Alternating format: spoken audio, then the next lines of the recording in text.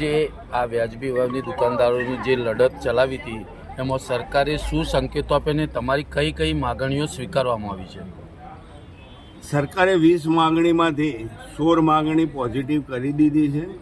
એમાં 5 માગણી જે છે મહત્ત્વની, જે અમારા પરિવાર સાથે, અમારા બાળકો સાથે સંકળાયેલી છે, એવી 5 માગણીઓ બાબતે એ પોલિસી મેટર હોવાથી એની ફાઇલ ચાલશે અને એનો નિર્ણય થશે.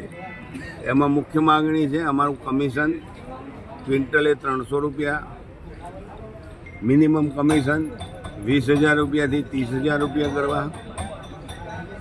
પછી તકેદારી સમિતિના સભ્યો જે 80% હાજર રાખવાની વાત હતી પરિપત્રમાં, એ સુધારીને ફક્ત 2 સભ્યોને હાજર રાખવાના, અને એ કોઈ દુકાનદારની જવાબદારી નહીં હાજર રાખવાની, એ સરકાર હાજર રાખે.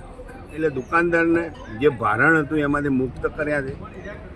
3 જે અગાઉ અમારો 20,000નો પરિપત્ર થયેલો, એમાં 7મા નંબરની કલમ હતી કે ભાઈ 97% તમારું વિતરણ થશે અંગૂઠાથી, થંભથી, તો તમે એના લાયક ગણાશો 20,000ના.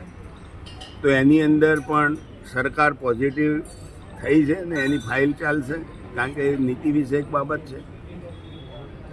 બીજું અમારું ઈ પ્રોફાઇલનો એક મહત્ત્વનો પ્રશ્ન છે કે ઈ પ્રોફાઇલમાં દુકાનદારના થંભ વગર લોગિન થાય નહીં.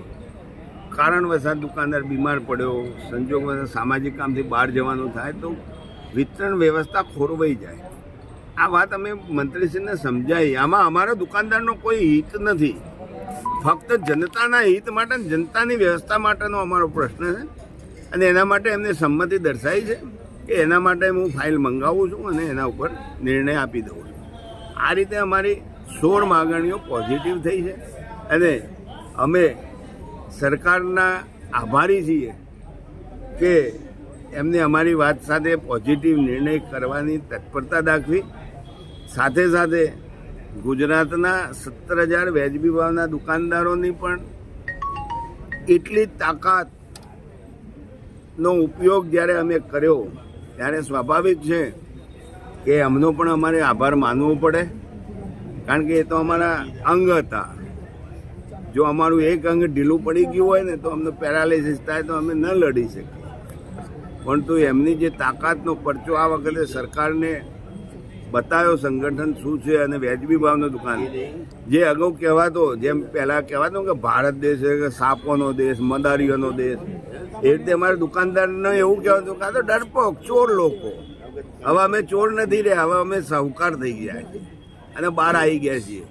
એટલે અમે સરકારને એ પણ બતાવ્યું કે અમારું સંગઠન મજબૂત છે અને મજબૂતાઈ બતાવવા માટે જે દુકાનદારો ફાળો આપ્યો એ બદલ પણ દુકાનદારોનો આભાર.